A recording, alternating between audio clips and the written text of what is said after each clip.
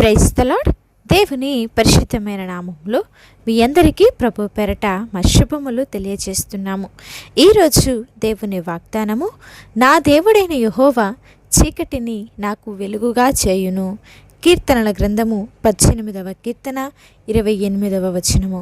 ప్రియ సహోదరి సహోదరులారా, ప్రతి ఒక్క మనిషి జీవితంలో కష్టాలు లేదా నిరాశ, నిస్పృహలు, అవమానములు, నిందలు ఎదుర్కొంటున్నటువంటి పరిస్థితుల్లో, లేదంటే ఆత్మీయ స్థితిలో, అంధకారమైనటువంటి పరిస్థితులలో, చీకటిలో ఉన్నప్పుడు ఆ సర్వోన్నతుడైన దేవాతి దేవుడే తన యొక్క కృపతో చీకటి నిండిన మన యొక్క బ్రతుకులలో వెలుగును ప్రసాదించి మనలో ఉన్నటువంటి ప్రతి విధమైన చీకటి సంబంధమైన క్రియలన్నింటినీ కూడా తొలగించి మన కుటుంబాలలో, జీవితాలలో వెలుగును ప్రసాదించి నడిపించే దేవుడు. అందుకే ఇక్కడ దావీదు ఆ దేవాది దేవుణ్ణి తన యొక్క జీవిత దీపాన్ని, అంటే ఆత్మీయ స్థితిని వెలిగించేవాడిగా ఒక ఆశను కలిగి ఉన్నాడండి. దేవుడు మనలో ఆశను, నూతన ఉత్తేజాన్ని, ఆత్మ సంబంధమైనటువంటి జ్ఞానాన్ని ఆయన ఎల్లప్పుడూ కూడా అనుగ్రహిస్తాడు. ఆయన కేవలము సృష్టికర్త మాత్రమే కాదు, మనము ఎల్లప్పుడూ కూడా ఆయన్ని ఆశ్రయ స్థానముగా చేసుకుంటే ఆయనే మనకెదురైన చీకటి సంబంధమైన క్రియలన్నిటిలో నుంచి కూడా విడుదల దయచేసి మన జీవితాలలో వెలుగును అనుగ్రహించే దేవుడు.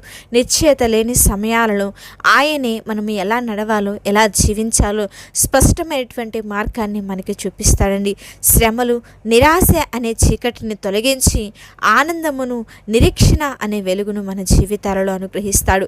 కష్టమైన ప్రతి ఒక్క పరిస్థితులన్నింటినీ కూడా ఆయన అనుకూలముగా మారుస్తాడండి. కనుక దేవాది దేవుని పైన పరిపూర్ణమైనటువంటి నమ్మకాన్ని మనం ఉంచాలి. జీవితంలో ఎంతటి కఠినమైన లేకపోతే చీకటికరమైన పరిస్థితులు ఎదురైనా ఆ సజీవుడైన దేవాది దేవుడే మనలను కాపాడి వెలుగులోనికి నడిపిస్తాడు అన్నటువంటి విశ్వాసమును గనక మనము కలిగి ఉన్నట్లయితే మన కుటుంబాలను ఏలుబడి చేస్తున్న, లేకపోతే మన జీవితాలలో ఉన్నటువంటి ప్రతి విధమైన అంధకార సంబంధమైన క్రియలన్నింటినీ కూడా ఆయన్ని తొలగించి మన జీవితాలలో, కుటుంబాలలో వెలుగును ప్రసాదించి నడిపించి మెరులతో నింపే దేవుడై. కనుక ప్రియ సహోదరి సహోదరులారా, ఈరోజు నీ యొక్క జీవిత దీపం ఆరిపోయిందని దిగులు పడవద్దు, భయపడవద్దు.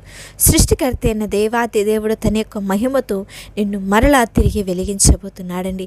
దావీదు తన జీవితంలోని కష్టాలలో దేవుని నుండి పొందినటువంటి సహాయాన్ని గుర్తు చేసుకుంటూ దేవుని సన్నిధిలో దేవుని స్తుతించినటువంటి, ఆయన కొరకు సాక్షిగా నిలబడినటువంటి గొప్ప వచన భాగం అండి. జీవితంలో చీకటి అనే కష్టాలు, వ్యాధి లేదా భయంకరమైనటువంటి దిక్కుతోచని స్థితులు ఎంత దారుణంగా ఉన్నా సజీవుడైన దేవాతి దేవుడు వాటిని మార్చివేయగలడని ఈ యొక్క వాక్యము చాలా స్పష్టంగా తెలియజేస్తుంది. చీకటిని తొలగించడం మాత్రమే కాదండి, ఆ చీకటిలో నుండి మనకు మేలు కలిగేలా ఆయన మన కొరకు తన యొక్క వెలుగును పుట్టించగలడు.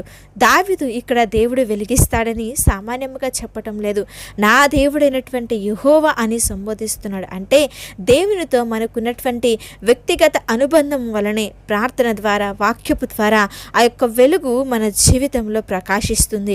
ఆయన గనక మన పక్కన ఉంటే ఏ చీకటి కూడా మనలను భయపెట్టలేదు. అందుకే దావీదు అంటున్నాడు కదా, గాఢాంధకారపు లోయలో నేను సంచరించినను నేను దేనికి కూడా భయపడను, దేనికి కూడా దిగులు చెందను అని. నిజమే, ఆ దేవుడు మన పక్కగా ఉంటే, ఆయన మనకు తోడు నీడగా ఉంటే ఏ చీకటి మనలను భయపెట్టలేదు, ఏమీ కూడా చేయలేదండి.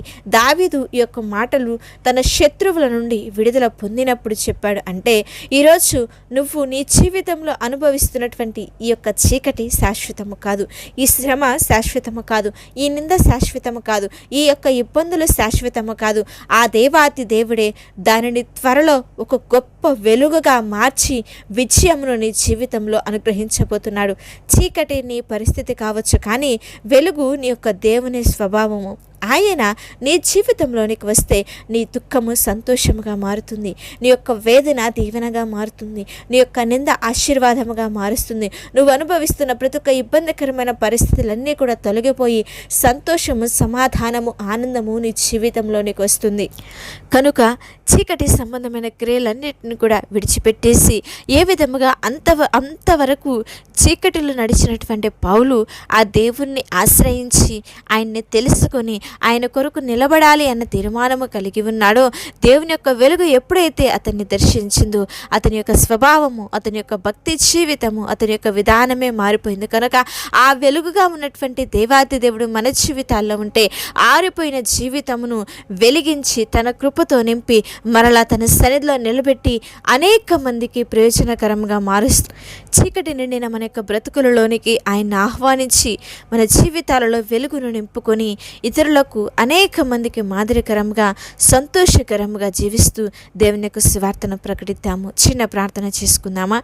ప్రేమ పూర్ణుడా, కృపగలిగిన దేవ, సర్వశక్తిమంతుడా, సైన్యములకు అధిపతి అయిన సర్వోన్నతమైన దేవ, మా గొప్ప తండ్రి, నీ నామమునకై స్తోత్రములు దేవా. మా జీవితంలో ఉన్నటువంటి కష్టాలు అనే, వ్యాధులు అనే ఈ చీకటిలను తొలగించి నీ యొక్క కృప అనే వెలుగుతో మమ్మల్ని అందరినీ కూడా నింపి మా మార్గములను ప్రకాశింపచేయమని ప్రార్థించుచున్నాం. నిరాశలో ఉన్న మాకు మీ యొక్క వాగ్దానమే దీపమై నడిపించినట్లుగా మా జీవితాలలో నెమ్మదిని అనుగ్రహించండి. మా కుటుంబాలలో నెమ్మదిని దయచేయండి. మా హృదయంలో సమాధానం అనుగ్రహించి మీ కృపతో నింపి ఆశీర్వదించమని ప్రార్థించుచున్నాము తండ్రి. నీ యొక్క మేలులను ప్రతి ఒక్కరు కూడా పొందుకొనుటకు నీ కృపను అనుగ్రహించండి. చీకటిలో ఉన్నటువంటి మా యొక్క బ్రతుకులను తీసివేసి నీ యొక్క వెలుగును మాలో ప్రకాశింపచేసి నీ మార్గములు మాట ప్రకారంగా బ్రతికే వారంగా ఉండటకు నీ కృపను అనుగ్రహించండి. 10th క్లాస్ రాసిన ఎగ్జామ్స్ విషయమై ప్రార్థిస్తున్నాము తండ్రి. బిడ్డలకు మంచి జ్ఞానంను దయచేయండి.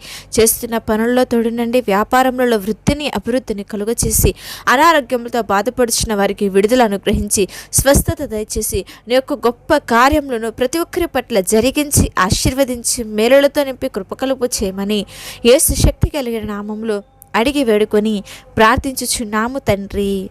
ఆమేన్. అలాగే మీ యొక్క ప్రార్థన అవసరతలు మాకు తెలియజేసిన యెడల మేమందరం కూడా మీ గురించి ప్రార్థిస్తాము. దేవుని ఉన్నతమైన కృప మీకు, మీ కుటుంబాలకు తోడై ఉండి నడిపించునుగాక.